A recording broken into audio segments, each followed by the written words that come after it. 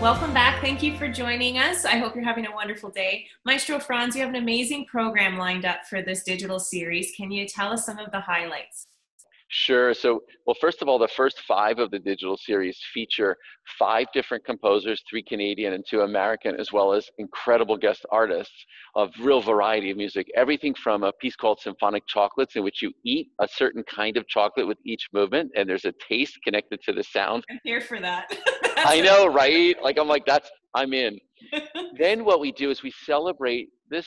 2020 happens to be the 250th anniversary of the birth of Beethoven. So we're doing four concerts. Four total of these episodes are music of Beethoven.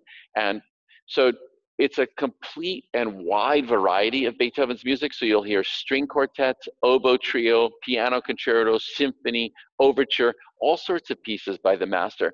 And my goal with that was to get beyond Beethoven the myth and get into Beethoven the man. What was he like as a person, as a human? What was his philosophy? What was his creative process like? And so we're going to delve into and try to understand more deeply Beethoven as a person.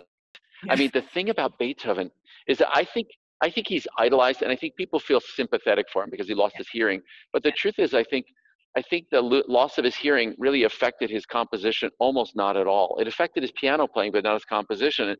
And after studying his life, as I have over the last 6 months in particular for this, I feel more empathy than sympathy for him. He was a really smart, interesting, fascinating human being who didn't quite fit into life. And I think we all know people like that. And I think that's who he was. For our viewers that aren't familiar with a little synopsis of Beethoven's story, I know he was resilient as a young child musician and took care of his family and lost his hearing. Yes. But for our Yeah. listeners that may not be as familiar. So when Beethoven was young, you're right, he took care of his family. He was also a world-renowned pianist from right early on. I mean, he was a real virtuoso. And what he could do is he could improvise at the piano. You could give him anything and he would play anything. About in his late 20s, he started to develop an issue. And Beethoven was a very cantankerous person, and one day he got into a fight with a friend, and he pushed the friend out the door, slammed the door, and turned around, and he tripped and he fell, and he landed on his ear, and he got tinnitus in his left ear, I believe, first. And then eventually he lost his hearing, which stopped him from being able to perform with other musicians on stage or even perform at the piano. And there are many famous stories about how he'd cut the legs off of the piano, put it on the floor so he could hear the vibrations.